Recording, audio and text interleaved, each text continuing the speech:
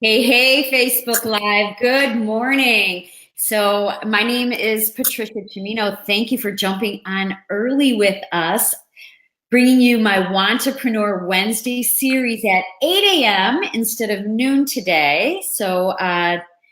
If you're watching live, give us some hearts. Let us know you're here. Drop a comment below. If you're watching in replay, hit replay, and any comments that you might have for my special guest today.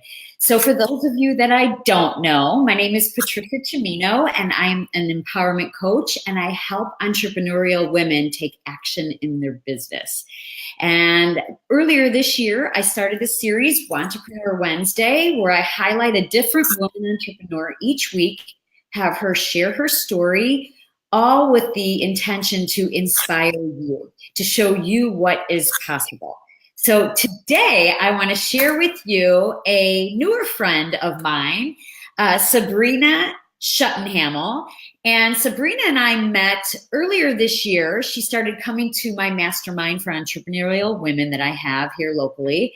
And I just got to know her, and I absolutely love what she has created. She is a young entrepreneur. She has had her business for 10 years, and she has taken her business and really elevated it to offering a lot more than just her main business. And I'm going to let her share with you what that is, but I just admire her diversification and just thinking out of the box. So, welcome, Sabrina, to the broadcast. Thank you, Patty.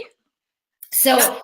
I want you to share who you are, what your business is, and all the facets of it. And I want you to share who it is that you serve. Okay. Yep. I'm Sabrina Schottenhamel. My business is Be Touched Massage. I've had my own business 11 years now. I've been a massage therapist for 14 years, and we do traveling massage. I say we because over the last few years, I hired two people to work for me as independent contractors. I have a female massage therapist and a male massage therapist, and we strictly travel to people's homes to do table massage, and then we travel to offices and do chair massage. In the summertime, we do golf outings, parties, things like that. So we serve anyone who is looking for a massage on a regular basis in their home, or corporate clients for chair massage. Yeah, and I just love how you've really expanded your business and your work. So share with the audience those other ways that you do this. I know that you are involved in speaking, and share with them how you got into that, how that ties into your massage therapy business, and how you share that. Okay. Yes. Well, probably about 6 years ago now, I kept hearing about Toastmasters. And since I had my own business and I would just reach clients one-on-one and share my message with them, and Toastmasters just kept coming in. And I was like, oh, okay, so I'll check it out. I checked it out. I found out where the club was. It was literally across the street from where I lived. Oh my gosh. And yeah. And it Tell, took but tell the audience what Toastmasters is, because some people don't know what that is. Okay, Toastmasters is a place where you learn how to public speak and communicate, and how to get over those fears of being in front of people. Whether you want to be a public speaker, or you're looking for a job and you need to interview and have the skills where you're thinking off the top of your head, those are all skills that you learn through Toastmasters. And like I was saying, it took me over a year to go to my first meeting. I was so Wow. scared. I used to be shy. Wow. What were you scared of? I'm just curious. Well, as a kid, I was just a shy person. I didn't want to be noticed. Anytime in school, if the teacher would call on people, I would put my head down and not make eye contact. I could dance my heart out when I was a kid, and I still can, but in front of an audience. But speaking, no way.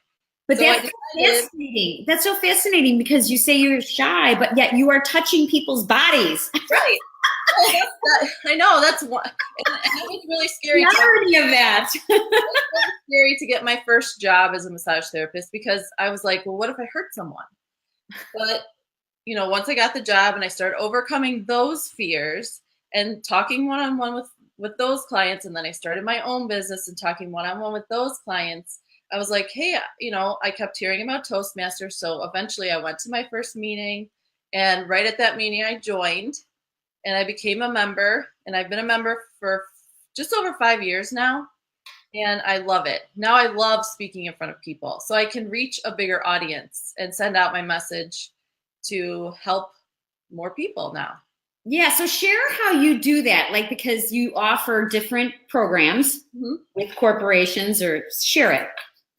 Yeah, so I'm speaking on self care because as a massage therapist, especially a traveling massage therapist, it's very physically demanding on my body. And I'm kind of forward thinking as when I am 50, I don't want to be doing full time massage.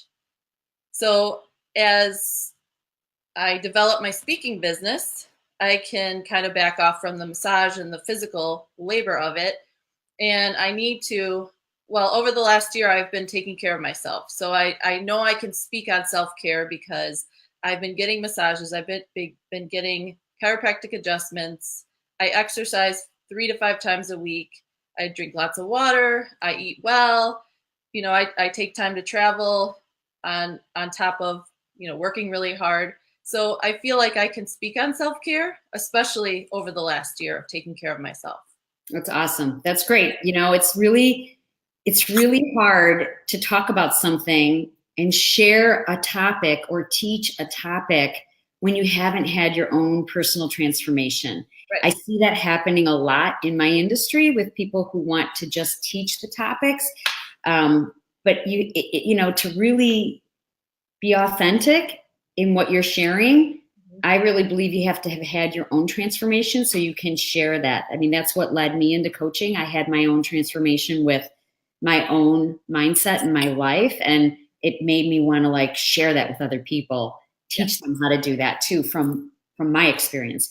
Right. So that's awesome that you followed that. So tell me your big why. Like every entrepreneur has a why for what they're doing. I mean, you could have been just working for another massage therapist or a bricks and mortar massage therapy place. Why did you decide to branch off, and especially at such a young age? What made you decide? Like you have the entrepreneurial spirit. I mean, you just have it in your bones. I mean, 14 years to be in this industry and 11 of it on your own. So share that. Share your big why. Well, my big why of doing massage is just making people feel good, helping them release tension, release pain, get out of their head from their busy lives and busy days. And when they finish, or when I finish the massage and they get off the table, they just have that look about them. They have the massage face look. They have the And glow. flow, like they just want to like float through the air. And I know how that feels too because I get massages, but it just warms my heart. I absolutely love it. And another part of why an entrepreneur is my parents have their own business, and both my sisters have their own businesses too. That's how I am. I come Our from the blood, family. yeah, even my grandparents, they had more of a hobby, but they still ran a business too. But Yes. yeah, it sort of runs in our blood, and we just don't want to answer to anybody except for our clients. You're spot on about that. I grew up in an entrepreneurial family as well, and I feel the same way. It Mhm. was like trying to put the round peg into the square block when I worked in corporate. So, yeah, I can totally see that. So, tell me, when your life gets challenging because you are running a business, you do have employees, you do have customers and clients that you work on physically, and you have your speaking engagements. When life gets really crazy and challenging, what gets you over that hump? What are you believing and thinking about yourself that gets you through it? Okay, well, this is a question that is sort of stumping me, but I do have a pretty good answer. If I'm overthinking and over believing what I can do, things don't fall into place. Mm, When you have a plan, which is a good thing to have when you have your own business because you need to have direction and goals. But when you expect all those things to fall into place when they should, and they don't, and you get frustrated, then you have to step back and do your self-care, your meditation, and reflect on what what could I do differently. So really it's just stepping back and taking a look at the challenges and accepting them, and maybe recreating that plan and saying, okay, well, it didn't go in the straight direction. We're going in this direction now. So we'll make this plan and we'll start going forward again. Beautiful. That's like so awesome. Instead of going into the self-sabotage of what you did wrong and then all those voices that come into your head, you take self-care to that mental level of talking to yourself and telling yourself, evaluating your situation and allowing yourself to see what went right, what went wrong, how can you do it differently next time. That is beautiful. I still have a lot of the self-sabotage. I mean, we all do. But when you're really frustrated, that just makes things worse. So you then have to, over the last 11 years of having my own business, just getting frustrated doesn't help. You have to step back and kind of reflect on those thoughts and just let them go. Beautiful, beautiful. So tell me, what advice would you give another entrepreneur, another woman who's thinking about taking this dive into being her own boss, running her own business? What would you tell her? I would tell her to interview other women entrepreneurs, or even men. I mean, whoever owns their own business. But I would say interview a few people in their own business and find out what went well and what didn't go well, and maybe learn from their mistakes, so that when you're in your own business, or when you decide to actually start your own business, that you don't have to waste the money or spend the time thinking about all these things that, if you talk with other entrepreneurs, you can learn from them, and you can take what you've learned from them and expand on that. Awesome. So now this is a question that I ask every woman that I have on this broadcast. What has been the best mistake you've ever made? Okay. Well, the best mistake is probably in the beginning of my business, not taking enough challenges. Ooh, tell us more about that. What do you mean by that? Well, over the last few years, I've taken more risks, especially with doing my speaking, getting myself out there, stepping outside of my comfort zone, expanding my circle. I think I took things very easy, because my business sort of fell into place. There was a few key people that I met, few key clients that I met that expanded my business. And I also was in a networking group that helped me expand my business. So I was just sort of comfortable working that way. And then all of a sudden it was like, well, you're getting really busy, and I like to travel, so I need to hire someone to work for me, so that when I'm gone, my business isn't closed. And so I think, not taking enough risks in the beginning was probably a big mistake. But everything happens for a reason. Everything comes into your life at the right time for the right purpose. Right. So there was I don't have any regrets that I didn't take challenges or, risks in the beginning. But now I'm happy that I have in the last few years, and it feels good. And yeah, everything is good. Yes. That's awesome. And it's kind of interesting when you said, you had a few key clients. You kind of gave the credit to these clients that helped you out, but it came from you. You in that moment were ready for that client, and right. Whatever you did for that client, she loved and enjoyed and spread your name out.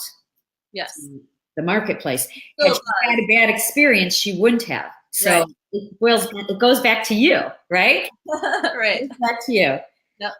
So it's no, there's no luck. It's when opportunity meets preparation, right? That's the definition. Yep. So tell us, where can people find you both online and offline? Share anything that you have that you have coming up, any future events, anything that you want with the audience here today, so they can look you up. Okay. Well, you can always join our, or at least visit our club at Toastmasters. We meet in Woodridge, and I can always put the information, the link on the video notes, or the comments or whatever below. And you can find me on my website as well, SabrinaSchottenhamel.com, or on Facebook. Her link below, you guys. Yeah. And then on Facebook as well, Be Touched Massage. I have my own business page there. I am on LinkedIn, and I'm currently learning how to use LinkedIn a little bit more. So hopefully I'll be a little more active on there and in the next several months and get a bigger following through LinkedIn. And do you have anything coming up, any events for the kicking off the new year? Oh, the only one I have is right now is speaking at the Dairy and Lions Club at their member meeting on January 17th at 7, I think it's at 7 p.m. I'm talking about also for the massage therapy. Do you have any events coming up for that, or anything that you kicking off the new year? Not really. I'm going out of town for 2 weeks on Saturday for the holidays. So I don't, I'm not really planning anything yet, but I can always share that when it does come up. Awesome. Awesome. Well, Sabrina, thank you so much for being on the broadcast today. And thank you to Bonnie and Johnny for joining us today. If you like this video, please throw us some hearts, comments down below. If you're someone who's watching who is interested in talking about becoming an entrepreneur, feel free to reach out to me. I do offer complimentary mini sessions, and I'm happy to have a chat with you. Just PM me. So until next time, thank you and have an amazing week. Thank you, Sabrina, for being on the broadcast. Thank you. We'll put your links down below as well. Okay, sounds good. Great. Bye-bye, everyone. Bye-bye.